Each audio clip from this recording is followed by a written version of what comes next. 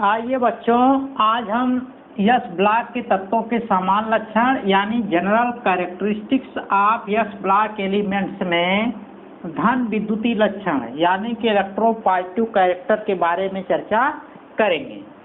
देखिए बच्चों, जो यस ब्लॉक के तत्व हैं उनके धन विद्युतीय लक्षण क्या हैं, यानी कि हम ये जानेंगे कि जो धन विद्युतीय लक्षण है यस ब्लॉक के वो प्रबल होते हैं या दुर्बल होते हैं। तो देखिए बच्चों, हम जानते हैं कि अगर आवर्त सारणी में बाएं से दाएं चलते हैं तो परमाणु त्रिज्या छोटी होती जाती है, जिसकी वजह से बाह्यतम कोश के इलेक्ट्रॉनों पर लगने वाला नाभिकीय आकर्षण बल क्या होता है, ज़्यादा होता है। यानी कि परमाणु आसानी से अपने बाह्यतम कोश के इलेक्ट्रॉनों का त्याग नहीं कर सकते हैं। तो चूंकि यस ब्लॉक के तत्व आवर्त सारणी में बाईं तरफ है, जिसकी वजह से परमाणु त्रिज्या बड़ी है, और इस वजह से हम कह सकते हैं कि जब परमाणु त्रिज्या बड़ी है तो बाह्यतम कोश के इलेक्ट्रॉनों पर लगने वाला जो नाभिकीय आकर्षण बल है वो क्या है, कमजोर है, जिससे वे आसानी से इलेक्ट्रॉन का त्याग कर सकते हैं। इस प्रकार बच्चों, जब यस ब्लॉक के तत्व आसानी से इलेक्ट्रॉन त्याग सकते हैं तो इसका मतलब वो आसानी से धनायन बना सकते हैं। तो इस आधार पे हम कह सकते हैं कि यस ब्लॉक के तत्व जो होते हैं प्रबल धन विद्युतीय गुण रखते हैं।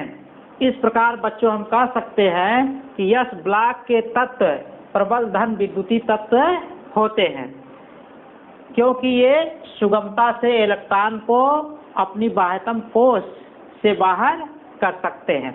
यहाँ बच्चों आपको बताया भी गया है कि यस ब्लॉक के तत्व प्रबल धन विद्युतीय तत्व है। वजह इसकी यही है कि ये आवर्त सारणी में एकदम बाईं तरफ है, परमाणु त्रिज्या इनकी बड़ी है, इन पर लगने वाला नाभिकीय आकर्षण बल जो होता है बाह्यतम कोश के इलेक्ट्रॉनों पर वो क्या होता है, कम होता है, इसलिए वो आसानी से इलेक्ट्रॉन को त्याग सकते हैं। आगे कहा जा रहा है ये सुगमता से बाह्य कोश के इलेक्ट्रॉन को त्याग कर धनायन बनाते। सुगमता से इलेक्ट्रॉन यानी कि आसानी से इलेक्ट्रॉन को त्याग कर धनायन बना लेते हैं, इसीलिए ये तत्व प्रबल धन विद्युतीय तत्व होंगे। आगे देखिए बच्चों, अगला जो लक्षण है परमाणु और आयनिक त्रिज्याएं यानी कि एटॉमिक एंड आयनिक रेडियाई। अभी अभी बच्चों हमने चर्चा की है कि यस ब्लॉक के तत्व जो हैं आवर्त सारणी में सबसे बाईं तरफ हैं। तो जब बच्चों ये बाईं तरफ है तो हम जानते हैं कि जैसे जैसे आवर्त सारणी में हम बाएं से दाएं चलते हैं बाह्यतम कोश में इलेक्ट्रॉनों की संख्या बढ़ती जाती है, क्योंकि बच्चों जो वर्ग संख्या होती है वो बाह्यतम कोश में इलेक्ट्रॉनों की संख्या को बताती है। तो जब बाएं से दाएं चलेंगे वर्ग की संख्याएं बढ़ती जाएंगी, जिसकी वजह से उनके बाह्यतम कोश में इलेक्ट्रॉनों की संख्या बढ़ती जाएगी।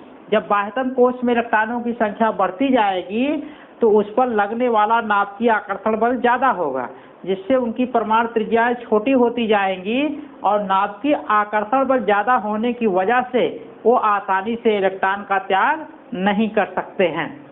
क्योंकि बच्चों जब बाह्यतम कोश में इलेक्ट्रॉनों की संख्या ज़्यादा है तो लगने वाला नाभिकीय आकर्षण बल ज़्यादा हो जाएगा, जिसकी वजह से परमाणु का जो बाह्यतम कोश है अंदर की तरफ खिंच जाएगा, जिसकी वजह से उसकी परमाणु त्रिज्या क्या हो जाएगी, छोटी हो जाएगी। जब हम आवर्त सारणी में बाएं से दाएं चलते हैं, क्योंकि यस ब्लॉक का तत्व आवर्त सारणी में सबसे बाईं तरफ है, और हम जानते हैं कि यस ब्लॉक के तत्व जो हैं वो फर्स्ट डे और सेकेंड डे वर्ग में आते हैं। यस ब्लॉक के बच्चों जो तत्व हैं हमने बताया था आपको कि जो यस ब्लॉक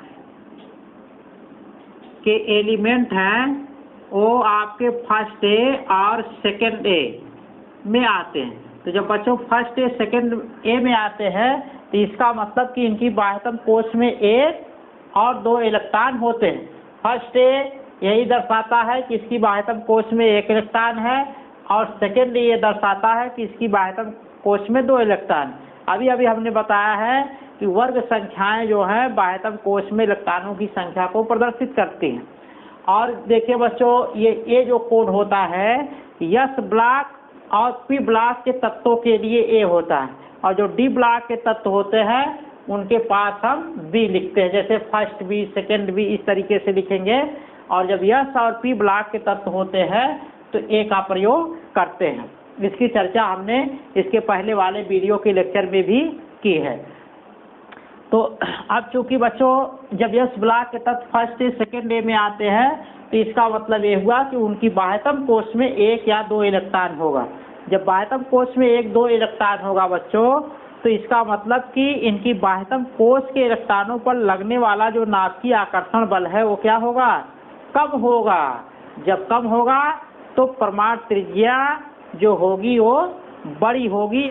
देखिए बच्चों, जब बाह्यतम कोश में इलेक्ट्रॉनों की संख्या कम है तो इसका मतलब कि नाभिकीय आकर्षण बल कम काम करेगा, जिसकी वजह से बाह्यतम कोश अंदर की तरफ कम खींचेंगे, जिसकी वजह से इनकी परमाणु त्रिज्या क्या होगी?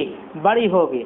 इस प्रकार बच्चों हम कह सकते हैं कि एस ब्लॉक के जो तत्व होते हैं उनकी परमाणु त्रिज्याएं और ब्लॉक के तत्वों की अपेक्षा क्या होंगी?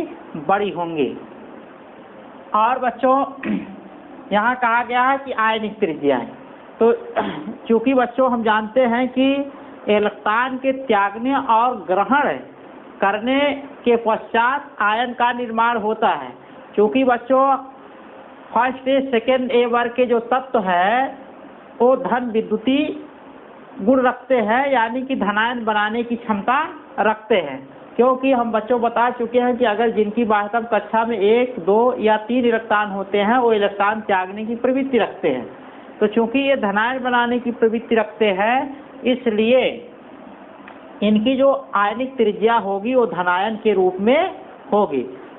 जब देखिए बच्चों एस ब्लॉक, डी ब्लॉक और पी ब्लॉक के तत्व आयन के रूप में आएंगे, क्योंकि एस ब्लॉक के तत्वों की परमाणु त्रिज्या बड़ी है, तो ये सबसे बाईं तरफ है, इसलिए आयन की कंडीशन में आने के बाद ये और ब्लॉक के तत्वों के आयन में आने के पश्चात हम देखेंगे कि इनकी आयनिक त्रिज्या भी क्या होगी? बड़ी होगी, क्योंकि ये तत्व सबसे बाईं तरफ हैं। जब बाईं तरफ हैं तो आयन की कंडीशन में भी ये क्या होंगे? और ब्लॉक के तत्वों के आयन की अपेक्षा इनकी परमाणु त्रिज्या बड़ी ही होगी। इस प्रकार बच्चों कि एस ब्लॉक के जो तत्व होते हैं उनकी परमाणु और आयनिक त्रिज्याएं और ब्लॉक के तत्वों की अपेक्षा बड़ी होती है। आगे बच्चों अगला जो लक्षण है विद्युत ऋणात्मकता, यानी कि इलेक्ट्रोनिगेटिविटी। अब बच्चों आप जानते हैं किसी परमाणु द्वारा जो इलेक्ट्रॉन खींचने की क्षमता होती है वह उस तत्व की विद्युत ऋणात्मकता कहलाती है। तो चूंकि बच्चों हम जानते हैं कि जब हम बाएं से दाएं चलते हैं तो बाह्यतम कोश में इलेक्ट्रॉनों की संख्या बढ़ती जाती है। जब इलेक्ट्रॉनों की संख्या बढ़ती जाएगी तो बाह्यतम कोश के इलेक्ट्रॉनों पर लगने वाला नाभिकीय आकर्षण बल क्या होता है? बढ़ता जाता है, तो जिसकी वजह से उसकी परमाणु त्रिज्याएं छोटी हो जाएंगी। तो जब बाएं से दाएं चलेंगे बच्चों, जैसे देखिए हम बाएं से दाएं चलेंगे तो परमाणु त्रिज्या या सबसे बाईं तरफ है वो सबसे बड़ी होगी, और आगे जाएंगे इससे छोटी होगी, और ऐसे छोटी होती चली जाएगी परमाणु त्रिज्या। जब बच्चों परमाणु त्रिज्या छोटी हो जाएगी तो चूंकि ये नाभिक में क्या होते हैं? प्रोटॉन होते हैं। और बच्चों ये जान जाइए कि जब बाएं से दाएं चल रहे हैं परमाणु त्रिज्या छोटी हो रही है, इसका मतलब उनके बाह्यतम कोश में इलेक्ट्रॉनों की संख्या बढ़ गई। तो इसका मतलब ये हुआ कि अगर बाह्यतम कोश में इलेक्ट्रॉन की संख्या बढ़ रही है तो नाभिक में प्रोटॉनों की संख्या भी बढ़ेगी। हम जानते हैं कि किसी परमाणु में जितना इलेक्ट्रॉनों की संख्या होती है ठीक नाभिक में उतने प्रोटॉनों की संख्या होती है। तो जब प्रोटॉनों की संख्या अधिक हो गई बच्चों, अब देखिए प्रोटॉनों की संख्या यहाँ पर अधिक हो गई और परमाणु त्रिज्या छोटी हो गई। अगर मान लीजिए यहाँ पर इसके पास कोई इलेक्ट्रॉन आता है इस परमाणु के पास, तो ये देखिए दूरी कम हो जाएगी और नाभिक में प्रोटॉनों की संख्या ज़्यादा है, इसलिए इन पर लगने वाला जो आकर्षण बल होगा इस परमाणु की तरफ वो क्या होगा, ज़्यादा होगा। यानी कह सकते हैं ये नाभिक इस इलेक्ट्रॉन को बहुत तेजी के साथ खींचेगा, क्योंकि बच्चों हम जानते हैं कि यह बराबर होता है 1/4, या ऐसे आप कांस्टेंट के रूप में यहाँ दे सकते हैं, एक कोई कांस्टेंट है और Q1 Q2 बटे R²। तो देखिए बच्चों, आवेशों के गुणनफल के अनुक्रमानुपाती होता है लगने वाला बल, और दूरी के वर्ग के क्या होता है, व्युत्क्रमानुपाती होता है। और कांस्टेंट का जो बच्चों मान होता है वो 1/4 पाई एप्सिलॉन 0 Q1 Q2 बटे R²। यहाँ हो जाएगा, देखिए K का मान आ गया 1/4 पाई एप्सिलॉन 0। एप्सिलॉन 0 जो बच्चों होता है वाय या निर्वात की विद्युतशीलता होती है। आप देखें बच्चों, देखें यहाँ पर जो Q1 Q2 का गुणनफल है, अगर ये ज़्यादा है तो F का मान ज़्यादा होगा, अगर R का मान यहाँ ज़्यादा है तो F का मान क्या होगा, कम हो जाएगा। अगर R का मान कम होगा तो F का मान ज़्यादा हो जाएगा, अगर R का मान अधिक है तो F का मान क्या होगा, कम होगा। अब बच्चों जब यहाँ देखिए नाभिक में आवेश की संख्या बढ़ रही है, तो जैसे मान लीजिए हम नाभिक के आवेश को Q1 मान लें और इलेक्ट्रॉन के आवेश को Q2 मान लें, तो सीधा सीधा जब Q1 बढ़ेगा तो F का मान बढ़ेगा। और देख रहे हैं जब परमाणु त्रिज्या छोटी होगी तो इनके बीच की दूरी, जैसे ही इलेक्ट्रॉन इस परमाणु के पास आएगा तो इनके बीच की दूरी क्या होगी, कम होगी, जिसकी वजह से F का मान ज़्यादा होगा। अगर बच्चों मान लीजिए इलेक्ट्रॉन यहाँ पर आता है, इसके पास जब आता है तो यहाँ की त्रिज्या क्या होगी, R बड़ी होगी।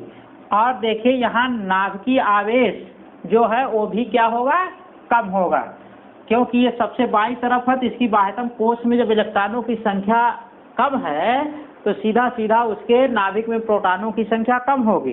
जब प्रोटॉनों की संख्या बच्चों कम होगी तो इसके हिसाब से देखिए Q1 का मान कम होगा तो F का मान कम हो जाएगा। और वहीं देखिए R का मान भी बढ़ रहा है, इसकी वजह से F का मान और कम हो जाएगा। तो चूंकि यस ब्लॉक के जो तत्व है बच्चों वो आवर्त सारणी में एकदम बाईं तरफ है, जब बाईं तरफ है तो इसका मतलब कि उसकी परमाणु त्रिज्या बड़ी है, तो जिसकी वजह से इनमें इलेक्ट्रॉन खींचने की क्षमता क्या है, कम है। इस वजह से हम कह सकते हैं कि इन परमाणुओं की विद्युत ऋणात्मकता क्या होगी, कम होगी। इस प्रकार बच्चों हम ये कह सकते हैं कि यस ब्लॉक के जो तत्व होते हैं उनकी विद्युत ऋणात्मकता और ब्लॉक के तत्वों की अपेक्षा, यानी कि डी और पी ब्लॉक तत्वों की अपेक्षा उनकी विद्युत ऋणात्मकता क्या होती है, कम होती है, या कह सकते हैं कि नीची होती है।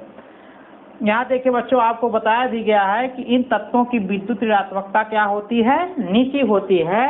इसका कारण अभी अभी हमने आपको बताया है, क्योंकि परमाणु त्रिज्या यस ब्लॉक के तत्वों की क्या होती है, अधिक होती है, जिससे इनमें इलेक्ट्रॉन खींचने की क्षमता क्या होती है, कम होती है। परमाणु त्रिज्या बड़ा होने का मतलब कि नाभिकीय आवेश का कम होना, और जब नाभिकीय आवेश बच्चों कम होगा तो इलेक्ट्रॉन खींचने की क्षमता उसमें कम हो जाएगी। तो ठीक है बच्चों, अगले लक्षण को हम अगले वीडियो के लेक्चर में चर्चा करेंगे।